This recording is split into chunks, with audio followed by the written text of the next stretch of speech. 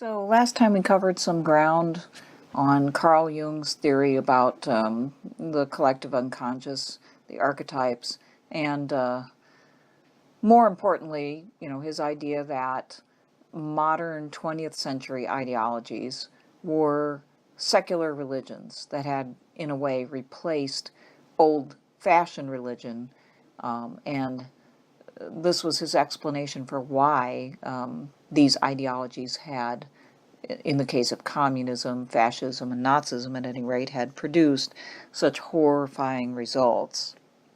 Because people were drawn to them as though they were almost worshiping God, as though they were promising some eschatological utopia. And because of the draw of these ideologies, the sort of psychological draw, horrible things had happened. In the wake of World War II, and then in the wake of the demise of Soviet communism, which was brought about by the Cold War, the conflict that ensued between the United States and the Soviet Union, that eventually exhausted the Soviet Union before it exhausted the West, but also because of the relative economic proficiency of capitalism over communism. Soviet communism came to an end, and Francis Fukuyama famously predicted, using a version of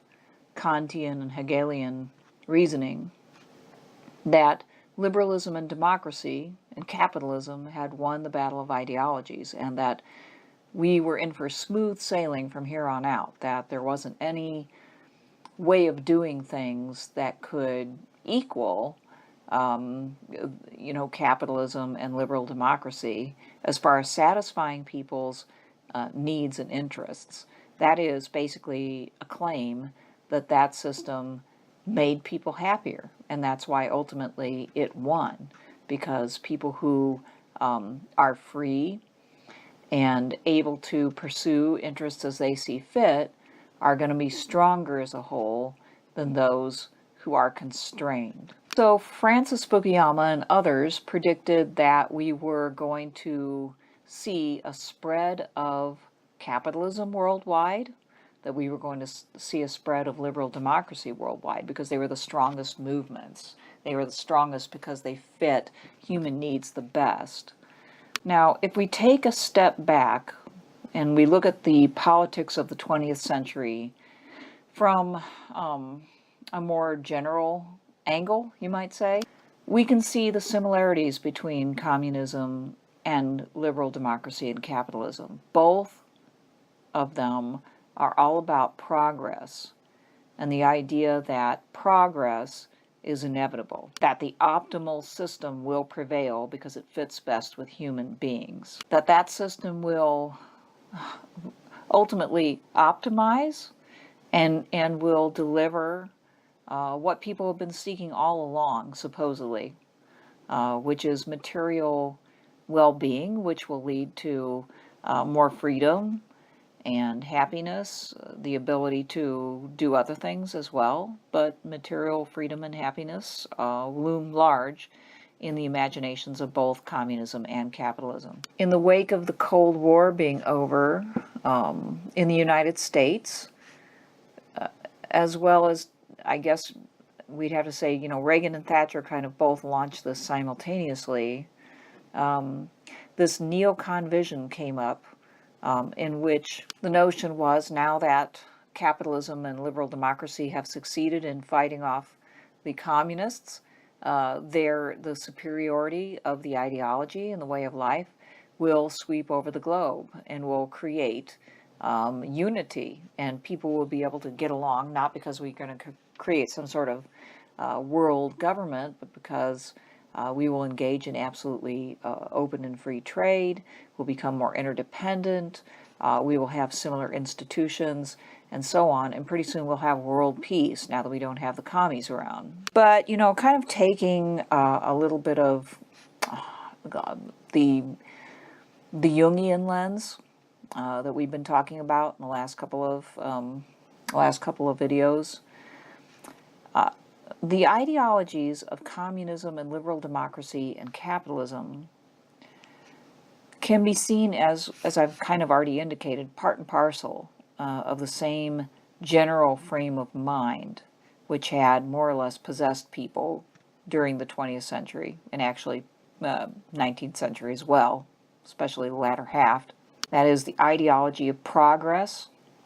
The idea that progress is inevitable and people are destined to more or less create the optimal situation for themselves.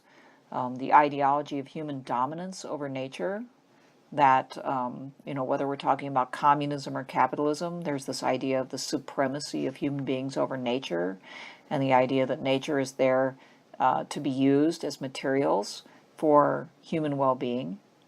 And of course, going along with that, the primacy of materialism over spiritual values. I know people don't want to hear this, but both communism and capitalism emphasize the primacy of materialism over spiritual values. Well, some people don't want to hear about it. Communism wanted the people to live abundantly.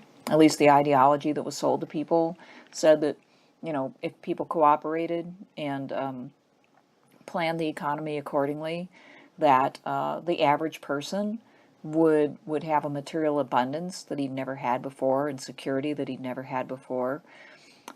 Capitalism promised the same thing. They just disagreed about how to get there, but they agreed about the goal. And that's what I'm saying. There's a similarity there. And it's something that, just file away, because that emphasis on materialism is not ultimately satisfying to people, apparently. But before we get there, the benefits of progressive materialism, as I like to call it, in which case I'm lumping both communism and capitalism under progressive materialism, are many. They lifted people up to the extent that either one of them, I know there's horrible events associated with both. But if we step back and we look at the situation as a whole, we find that in both cases there are less abject poverty. Even in the Soviet system or the Chinese system, whereas before there were peasants who had absolutely nothing or were being entirely oppressed, there was a certain raising of the standard of living of the average worker. A certain level of security, even in communism, as long as you didn't question the system. Certainly in the case of capitalism, as it developed and grew past the Industrial Revolution, there was less abject poverty as well. There was a growing middle class as well. Capitalism did better than communism, but both systems actually did lift up the average person, if they didn't get killed, economically. There was population growth, especially in areas where capitalism prevailed for a while. As capitalism spread, the material prosperity that spread with it produced a situation where people could afford more and afford to grow more. In the developing world, there's a lot of poverty, but it's relative to what it could have been, and growth of global capitalism is responsible for being able to sustain that population growth. Also, especially in the case of capitalism, relative liberties were enjoyed under progressive materialism. But even in the Soviet Union, for the average person who wasn't interested in politics, there was more liberty, in a sense, to live one's life without being oppressed by absolute poverty. In the West, there was the liberty to do more, to be able to speak one's mind, to actually have a choice in voting. In both systems, there was the rise of popular education. The idea that the average person should be educated by the state was a hallmark of both communist and capitalist Western systems. Also, both strived for scientific and medical advances. Again, capitalism kind of won out on that score, but it's not like communism didn't actually achieve some huge scientific advances. The Russians were the first in the space race. They put the first human being into space. in 1961. Both systems developed a social safety net so that the average person wasn't totally left without support. I say these things to kind of stretch people's imagination a little bit, because we're so used to saying, or thinking, at least in the West, that communism totally failed and capitalism totally succeeded. But by focusing upon the fact that both systems are progressive materialism, that both of them believe that the goal was material progress, material prosperity, scientific and technological advancement, we can see, looking at it from a distance, that they both had quite a bit in common, at least so far as their goals. So these are some of the benefits of progressive materialism. The harms of progressive materialism are also many. In the 20th century, we had so many wars, and the wars were more devastating than ever before. The technological advances, the relative prosperity that these systems brought, allowed people to create a killing capacity like they'd never had before. Not only that, but they had the incentive, because, through these ideological possessions, people thought of the other side as the absolute enemy. It was permissible, and indeed to be desired, to eliminate not only the leadership in the military, but also the civilian population of the enemy, because they were true believers in the opposite ideology. The harm of progressive materialism included the devastation of the environment in both cases. The communists billowed crap into the air left and right and had absolutely no no regard for health in the process of their striving to keep up with the West. But the West also, through its greater growth and its relative success, did equivalent or more damage to the environment. Progressive materialism as a whole has done an incredible amount of damage to the environment. The 20th century was the century in which we became conscious of the environmental threat, because people were working full bore and killing themselves and killing each other for the sake of this dream of material progress. Both systems engaged in a type of slavery. Of course, in the West, we had, actual slavery, using slaves from Africa and other parts of the world. In the case of communism, the slavery was slavery of the working class, the duping and domination of people who hoped for better, but ended up being put into factories and told exactly what to do, and basically being tyrannized over. Harm of progressive materialism included the dehumanization of mechanization and industrialization.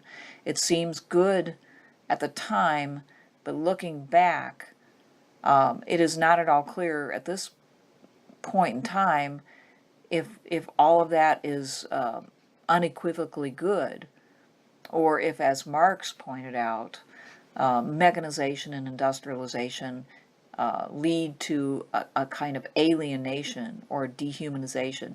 When people became a part of the machine, whether in communism or capitalism, because both of them used similar techniques of production, arguably their lives were worse off as a result and not better. It is not clear at this point in time whether it was worth it. Now, as far as mindless waste and consumerism, the communists really wanted to get there. If you look at some of their propaganda videos from the old days of the Cold War, they dreamed of having mindless waste and consumerism. They got to mindless waste, but not consumerism. We did in the West. Also, again, looking back now, more and more people are asking, is this good? We have arrived at this level of abundance. Again, it's relative. Many people cannot fully participate in buying whatever the heck they want. But but everybody seems to be able to participate to a certain extent in consumerism. And consumerism involves the focus upon products, not just in supplying what you need, but in making you feel good, in making you feel better about yourself, in making life interesting, in happiness, in other words. This all rolls back to, promises of happiness. And consumerism appears to be a sort of treadmill.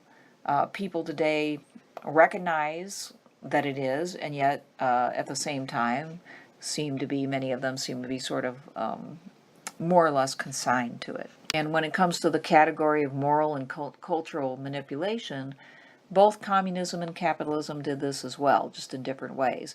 In communism, it was the overarching managerial government that defined the moral and cultural environment.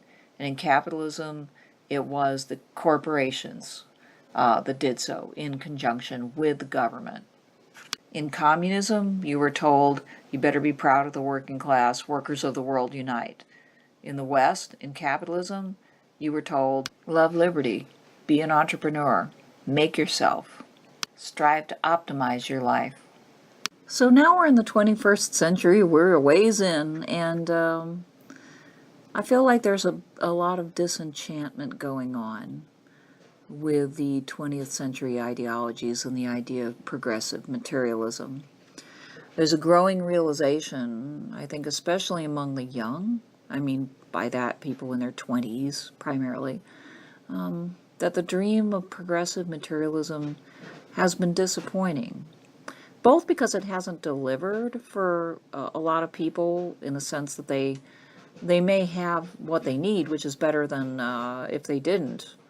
They may have, basically enough to eat and they can survive, but they're working very hard. They may be working a lot of jobs that they don't particularly enjoy, and that wasn't what they wanted to do. They may not have any job security. There's this growing underclass of people who are living from gig to gig, but also even among those who have, relatively speaking, made it, there's this growing realization that making it doesn't necessarily make you happy. Sorry about all those popcorn noises, but I was actually popping popcorn. My God, to say that there's a growing skepticism of all things is kind of an understatement. There's a surreal level of skepticism of all things. Ironic distance has become an actual argument. Now, given the Jungian argument, this realization of the disappointment of material progressivism should lead to the emergence of other ideologies that are strong enough to draw a lot of people to them. However, it hasn't expressed itself in this way amongst the majority, at least as far as I can tell. It's expressed itself in most people as a rejection of the system they live under, but not in that form of the, sort of like rabid ideology, but rather in ennui, which is, to use the online dictionary, a feeling of listlessness and dissatisfaction arising from a lack of occupation or excitement. Or it manifests in personal withdrawal, as I understand is a rampant epidemic in Japan. Or it comes out in thoughtless living, just living for the moment without a regard for one's material future or any non-material future. Of course, wallowing in consumption. Of course, I say this as I'm eating my popcorn. More seriously, it expresses itself in depression, drug use, sexual addiction. I also have there the idolization of personalities, which is huge when you think about it. Whether it's President Trump or it's, Hollywood stars or various musical stars or even financial stars like Warren Buffett. There's definitely idolization of personalities running rampant in our society. But none of these things amount to people coming together in some sort of mass movement and having this numinous experience that leads to more or less a religious following, and or a charismatic leader that actually has the power to order and direct everybody. Does that mean that ideology is dead, as people probably thought, at least in political philosophy 10 years ago? No, it doesn't. There is a minority in which the realization that progressive materialism hasn't delivered happiness, that expresses itself in ideological movements such as multiculturalism and various personal identity splinter movements. There is an absolute identity craze, with people splintering into more and more various identities in an attempt, I think, to find meaning and purpose and just some sense of solidity in their lives. Multiculturalism was the start of it, and from there it has spread. I call these soft movements because they really aren't going to amount to any. They don't press for some sort of major, political takeover, social takeover to transform everything. They tend to dwell in academia in particular, and they press much softer things like changes in a class or curriculum, or just typically not even that, just some sort of program or office of recognizing identity and promoting and protecting identities. I personally don't see these soft movements as terribly threatening. I see them as more or less signs of how far we've strayed, that people are seeking for their identity by demanding such things as a class or a program. Should we have to do that? Should that be our goal? Well, if we're hard-pressed, if we're basically desperate to find meaning and identity in life, we may try to find it in something as marginal at this point in time as academia. But let's face it, academia has been usurped by the market. It has been absorbed by the market. So if you look at the programs that promote multiculturalism and identity in academia, they all aim at promoting those things for the sake of doing business. The market has absorbed academia, and I just don't see these soft movements as all that. They're not even very interesting. But what is interesting these days are the hard movements of rebellion against progressive materialism. Some of them are, the most prominent right now is ethno-nationalism and the new right, or the alt-right. Also, I would put into this category the really dedicated social justice warriors, the ones that are, on a crusade. And likewise, the anti-social justice warriors, who are also on a crusade that goes beyond academia, that goes beyond set piece battles into a larger ideological agenda. I would include Antifa as, like the counter to ethno-nationalists.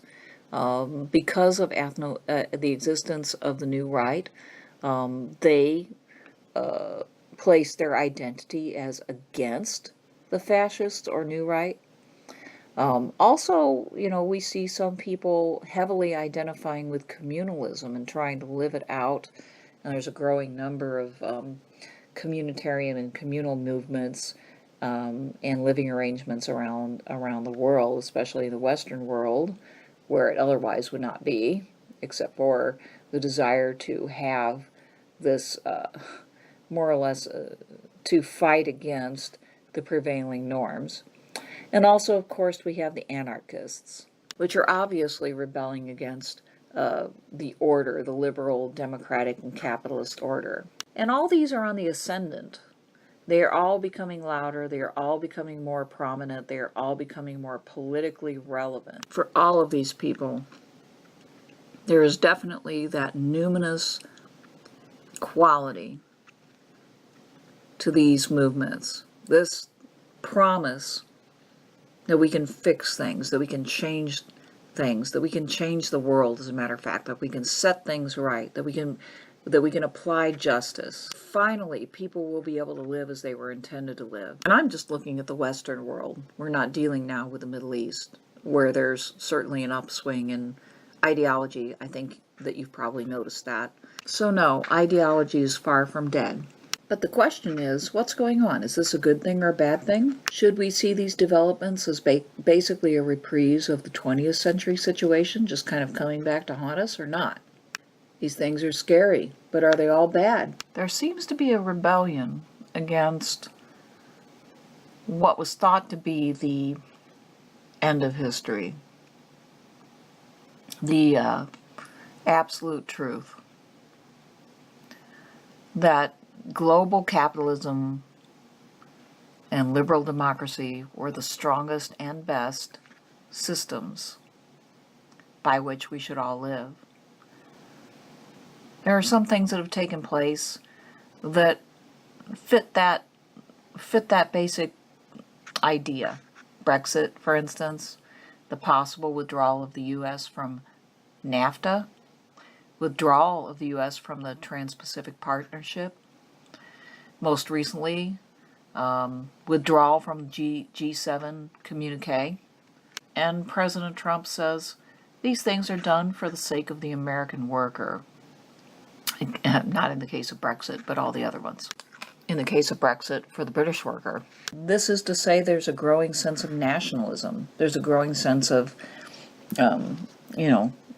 our nation should protect our people first. At the very least, this is a sort of revulsion and gut level reaction to the growing global liberal order. And that reaction is it being expressed in ideologies, probably more in Europe than in the United States, in a coherent fashion. Anyway, I will leave you with those questions of sorts, but ideology is not dead.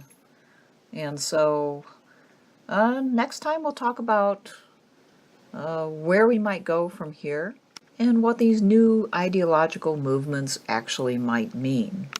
Also, for those of you who have been missing my cat, I have a special edition which I will bring out later this week that I think you'll like. It's not very, very long, but you will definitely hear from the cat. All right, bye.